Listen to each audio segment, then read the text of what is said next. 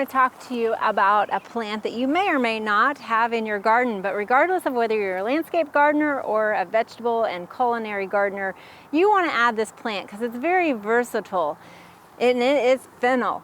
Now, fennel is a plant that is a short-lived perennial up to zone 7, but will continue to grow as an annual up to zones 4.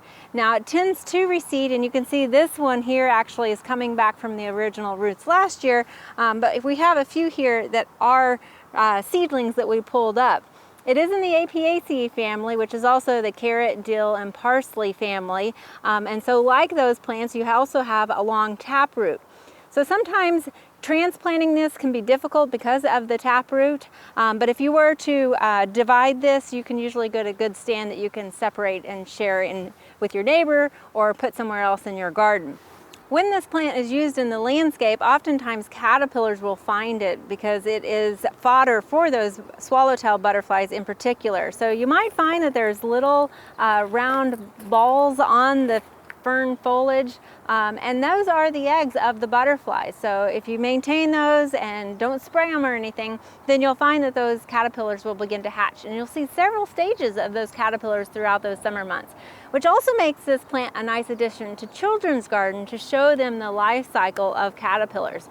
Now, as we know, butterfly caterpillars can eat a lot of food and often take down plants, but this bronze fennel will get anywhere from 3 to 4 to sometimes even 5 feet tall. And so you're still going to get plenty of this ferny foliage to add and soften that landscape. Now, although we often think of bronze fennel as either fodder for caterpillars or a nice texture to soften even the hardest of edges in the garden, also it's a good culinary plant, as everything above ground is edible. Now, when we're talking about culinary fennel, we often are thinking of the white bulbing fennel, such as what we have here. This particular one is actually an All-America selection, which is the first fennel to be recognized by the program. Now, on the white bulbing fennel, what really sets it apart, obviously we've got green foliage, but it does look similar to the bronze foliage other than the color. But down here you can see how it creates this swollen stem or this bulb, and this is what we harvest most often, while again all of the upper part of it is edible.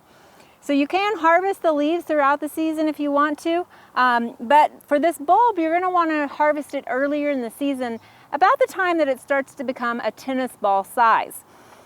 If you want to harvest that, you can either pull it up out of the ground completely and then cut the taproot off, or you can simply take your knife and go right below that bulb.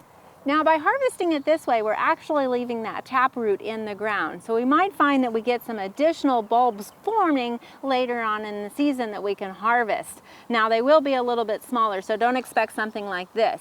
Now again, you want to harvest this when it's about the size of a tennis ball. Waiting much longer, this will actually start to bolt, which means this vegetation will start to elongate and you'll lose that nice tight bulb structure that you're after. Again, if you're after the foliage, that's great. You can use it in the culinary aspect as well, or you might also wait for it to flower. It'll create this umbel or umbrella shaped flower similar to carrots and dill that are also in that plant family. And once those seeds start to dry, you can use those in the kitchen as well. Now, just like bronze fennel, which is a popular plant for our caterpillars, the caterpillars will be after this foliage as well. So be mindful of that you might see those eggs or those small different stages of the caterpillar growing on this plant as well. So while it's edible for humans, it's also edible for those caterpillars. So regardless of whether you're growing it in your ornamental landscape or in your kitchen garden, it's a great addition to any garden. Now, as for cooking this, Barb's got a great recipe for fennel.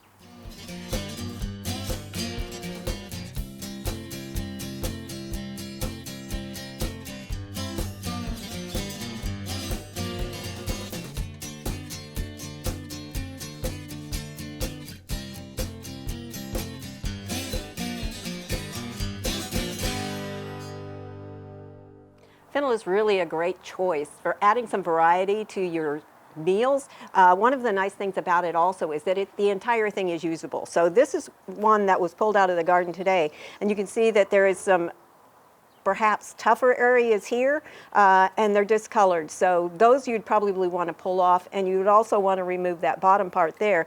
But the rest of it, depending on the age of it, is going to be usable in a dish. And I'm going to show you how we could cut one. This is one that came from a supermarket. It's a little bit smaller, but they hold up well in the supermarket also because, probably because they're misted so often. But we want to take the fronds off when you bring it home. But don't throw them away if there's any chance that you can go ahead and use them because you can use them like an herb. You can sprinkle a little bit of this on a salad. It's very often used just fresh. If you have a young one, you can also use the stems fairly fresh also, but often these need to be cooked, particularly on one that's a little bit older. It's got a little bit larger stems on it here. Those you'd want to take off, but they work really nice in a vegetable broth or a meat broth of some kind. So definitely worth keeping all of those if you can. When you get down to this, again, this one's already been cut fairly well, but I want to cut it again just to get that brown off, or most of it off. My goal here is to make a flat surface because anytime you're using a sharp knife, that should be one of the first things you try to do when you're working with an onion. You cut it in half, or you cut a base on it, or a tomato, you cut a little bit off the bottom so that it's not rolling around and you're less apt to hurt yourself is the gist of that. Now this part, what we're going to do at this point is simply cut the thing in half. And that way you can see, depending on the size of the core, what you want to do with the core is if it's tender enough, if you've got a young one, go ahead and eat it, or if you're cooking it, you may be able to work with it. But if you bite into it and it's kind of woody, then take the core out, just make a V cut and go from there.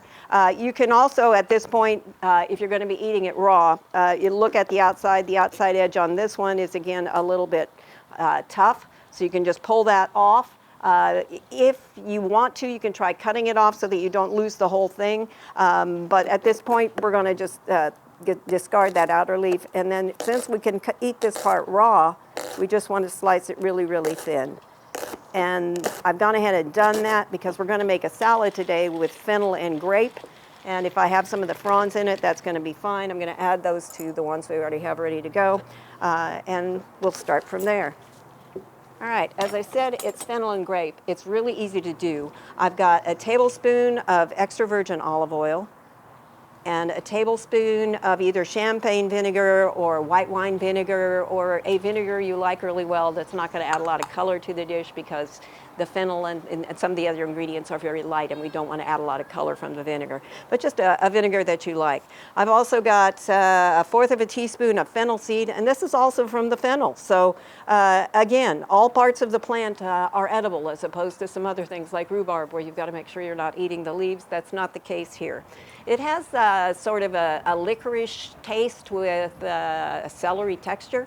And I think you'll find that it's very nice. I'm going to add a 1/4 of a teaspoon of black pepper and a 1/4 of a teaspoon of kosher salt and whisk those together a little bit just to make a small bit of dressing. Now the nice thing about this is I'm not getting tons of extra bowls involved here. I'm going to make the dressing and then I'm going to add the ingredients directly to that. So we have the fennel that we have, that's about medium fennel bulb or a little bit more. And this one again, you can see here that there's the core. If you find that that is too crunchy, test it before you make the salad. If you find that it's too crunchy, go ahead and take it out, but if it's fine, leave it in there.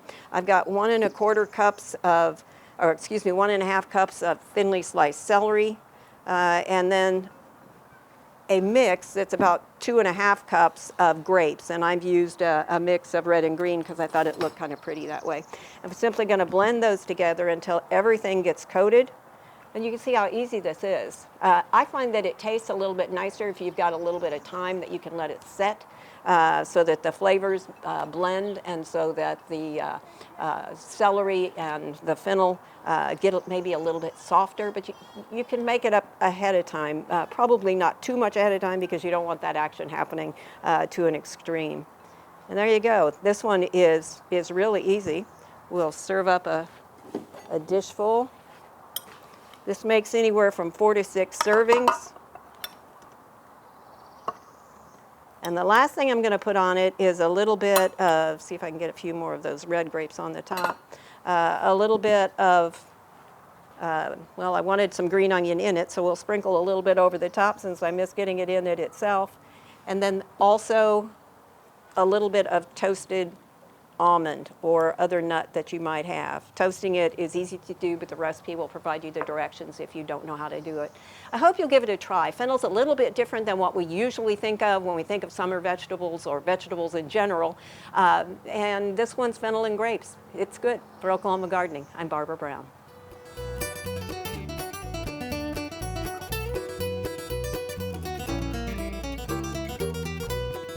We hope you enjoyed this video. It's part of our Oklahoma Gardening YouTube channel. You can also find even more videos on our OK Gardening Classics YouTube channel. And join us on social media for great gardening tips, photos, and discussion.